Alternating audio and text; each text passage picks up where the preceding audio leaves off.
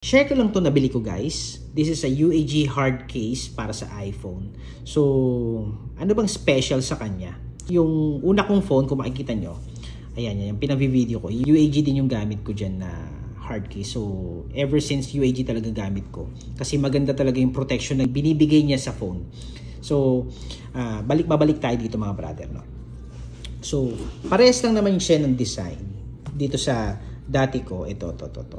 Ito ano lang naman to, camouflage.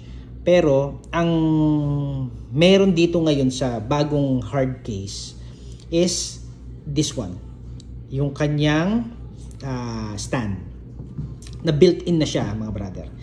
So, pwede siya naka-landscape, pwede rin siya nakatayong ganyan.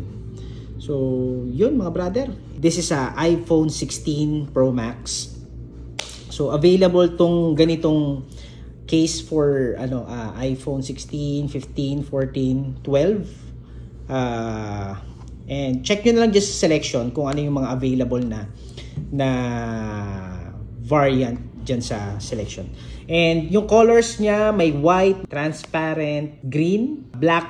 So, depende na lang sa color preference nyo. Kaya yellow naman kasi yung napili ko para madaling makita. Kung saan ko siya may lapag, madali ko siyang mapansin. So, yun lang mga brother.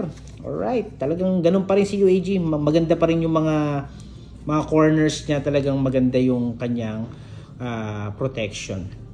Actually, sa mall, mga brother, inalok ako sa mall nito. Sa Apple Store.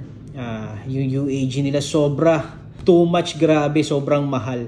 Kaya dito na ako bumili dyan sa link na nasa screen mga brother. Talagang ang layo ng presyo mga brother. Check out na!